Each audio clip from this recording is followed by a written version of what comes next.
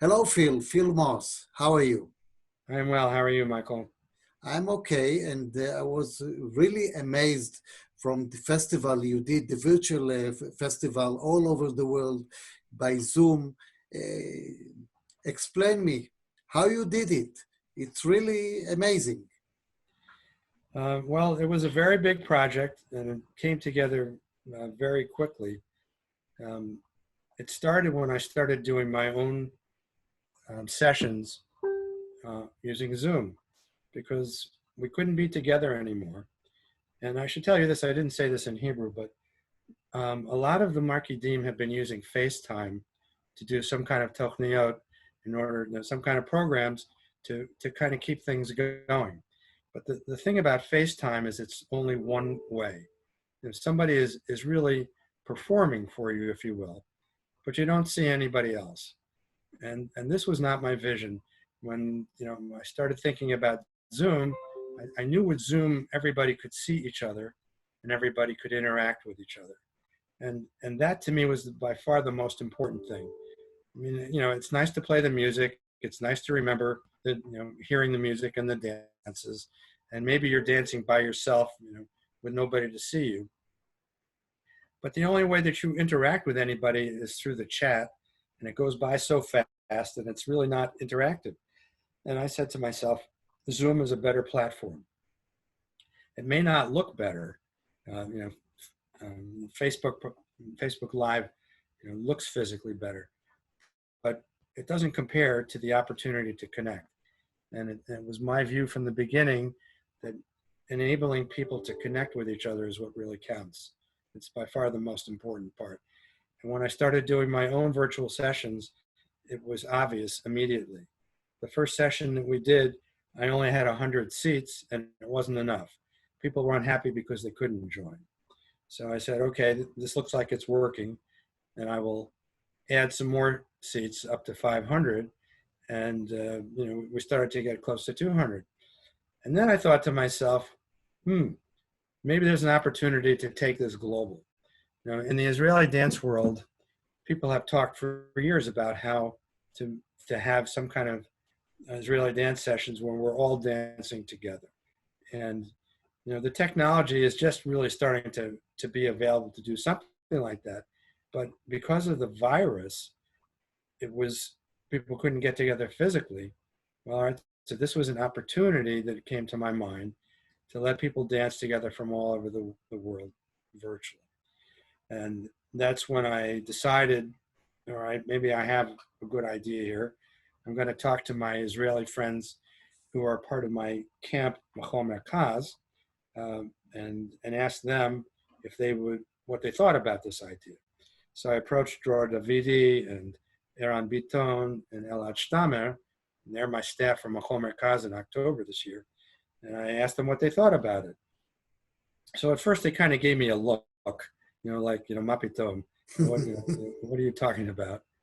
But then as they started to think about it some more, all three of them, one at a time, said to me, I'm in, I'm in, I'm in.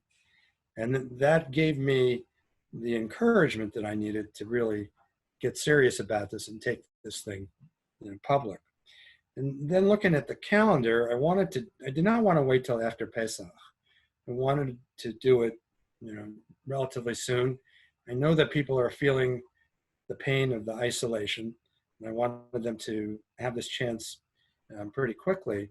And I decided that Chol Hamoed Pesach would be a good time to do it. And so that's exactly what we did.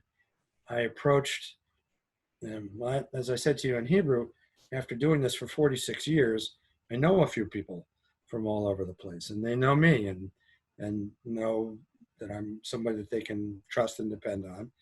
And when I approached them with the idea, first they had to get their minds around it, but they said yes. And I found after time people to cover all over.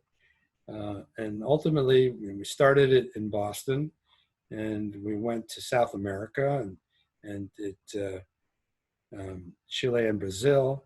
We went to California. We went to Australia. We went to Israel. We went to Switzerland and France and England. and then we finished it in Chicago.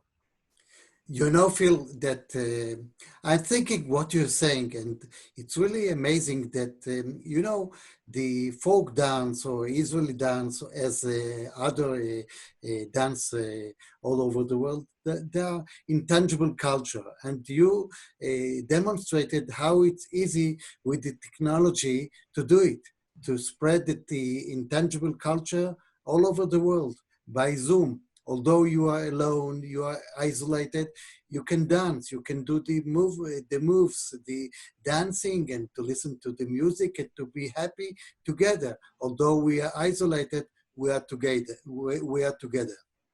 Yeah, Michael, that's really the power of this whole experience.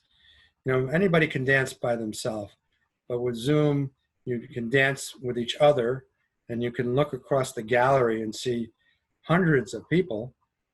Not all dancing, but many dancing. But at least you can see the people, and you can react to them, and you can be in contact with them. And you know, so it's amazing. Some people. I mean, think about this, Mikhail. There's a lot of depression that's going on right now. People are really unhappy, and rightfully so.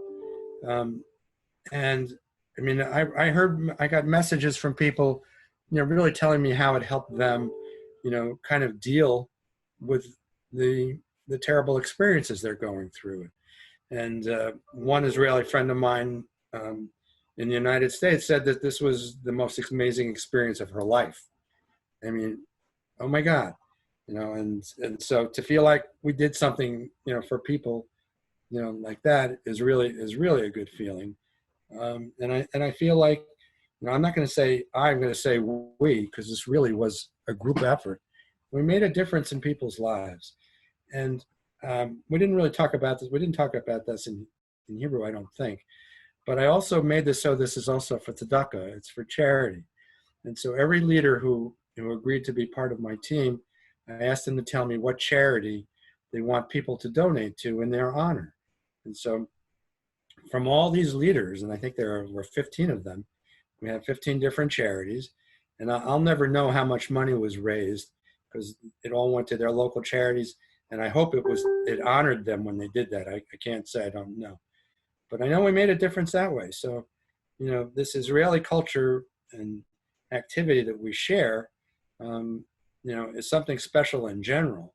And this marathon, you know, really did something to make the world, you know, a little better. Tipa yoter tov. So I'm happy about it. Wow. Phil Moss, good luck, good health, and continue to do what you are doing. Chicago Israeli dancing, and it's all over the world. Let's say the global Israeli dancing. And you showed that it's not a dream. It's really. Im Tirtzu. Enzo Agada. Okay. It's not, it's not a fairy tale. Yeah. Thank you very much. Thank you.